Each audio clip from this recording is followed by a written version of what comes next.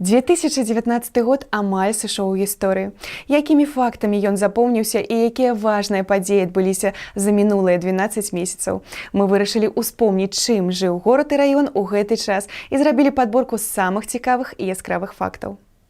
100 гадоў у курсе падзей. Векавы юбілей адзначыла шклоўская раённая газета «Ударны фронт». Штодня творчыя супрацоўнікі сочаць за жыццём раёна, каб самыя цікавыя падзеі і факты данесці да ўдзячных чытачоў даступна і аператыўна.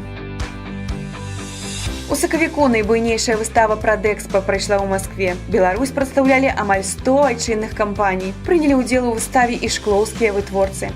Адкрытае акцыянернае таварыства «Александрыйскае» прадставіла лінейку вараных каўбас, сасісак і сардэлек. Прадукцыю ацанілі па вартасці. І з міжнароднай выставы «Александрыйская» прывезла 2 сярэбраных і 1 залаты медалі. Таксама першы вясновы месяц адзначыўся тым, што нашым гледачам і падпісчыкам сачыць за навінамі шклоўскага раёна, а таксама аўтарскімі праектамі раённага тэлебачання стала значна прасцей. Спецыялісты тэлекампаніі «Шклоў» распрацавалі ўласны мабільны дадатак на платформе Android, які інтэграваны з відэахостынгам YouTube для максімальна зручнага і хуткага доступу да ўсіх нашых праграм і сюжэтаў. Прэзідэнт Беларусі Александр Лукашенко 25-26 сакавіка наведаў з рабочай паездкай шклоўскі раён. Кіраўнік дзяржавы падрабязна азнаёміўся са станам спраў у рэгіёне, наведаў прадпрыемствы аграпрамысловага комплексу. У пачатку красавіка гэтага года здарылася важная падзея для ўсіх жыхароў Шклоўшчыны. Александр Тіток быў зацверджаны на пасаду старшыні шклоўскага райвыканкама на 17-й сесіі раённага савета дэпутатаў 28-га склікання.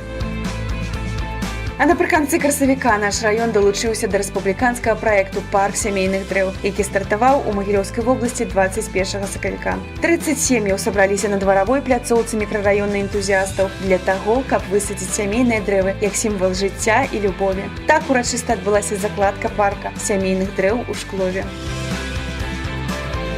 Эстафета сімвала другіх еўрапейскіх гульняў пабывала ў Шклове. У маршруце было адразу некалькі знакавых месцаў, якія адлюстроўваюць гістарычную і культурную спадчыну горада. А сярод факеланосцаў людзі, чые біяграфіі так ці інакш звязаны з Магілёўшчынай і, вядома, спортам. Пранёс полымя свету па сваёй радзіме і наш зямляк, лаўрэат спецыяльнага фонду прэзідэнта Рэспублікі Беларусь па сацыяльнай падтрымцы адораных навучэнцаў і студэнтаў Алексей Каіраў.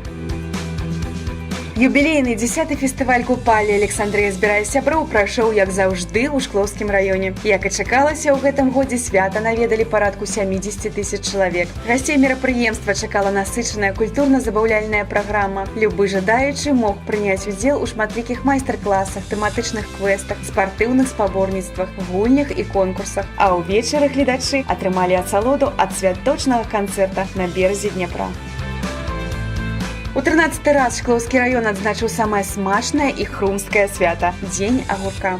Гэта свята з'яўляецца сапраўдным брэндам нашага раёна. У гэтым годзе шклаўчане і госці ўрачыстасці акунуліся ў неверагодную атмасферу усмешак, весялосці і добрага настрою. Ярка і ўрачыста сустрэлі Дзень ведаў у нашым раёне. Намеснік кіраўніка адміністрацыі прэзідэнта Рэспублікі Беларусь Андрэй Кунцэвіч наведаў гарадзецкі вучэбна-педагагічны комплекс дзецкі сад сярэднюю школу Шклоўскага раёна. Новы навучальны год для жыхароў аграгарадка Гарадзішча пачаўся з прыемнай навіны. У канцы верасня тут скончыліся работы па рэканструкцыі старога будынка дзіцячага сада. Уладкаваная дзіцячая пляцоўка, яркія графіці на сценах будынка, дагледжаная алея з высаджанымі туямі – усё гэта стварае гарманічную мадэль сучаснай дзіцячай установы. У рамках абласнога семінара на тэму новых фарматаў на медыяпрасторы ў Горках прайшло ўзнагароджанне пераможцаў рэспубліканскага конкурсу па знакам года малой радзімы. З рук першага намесніка міністра інфармацыі Рэспублікі Беларусь Паўла Лёгкага наша тэлекампанія атрымала дыплом 3-й ступені ў намінацыі «Землякі». Шклоўскі раён заняў першае месца ў вобласці за дасягненне высокіх паказчыкаў на ўборцы збожжавых і зернабабовых культур. Ушанаванне лепшых хлебаробаў Магілёўшчыны адбылося ў рамках абласнога фестывалю «Дажынкі-2019». Гэта толькі малая частка падзей і фактаў, якімі быў насычаны адыходзячы год у нашым раёне. Няхай новы 2020 прынясе яшчэ больш дасягненняў і поспехаў на розных нівах.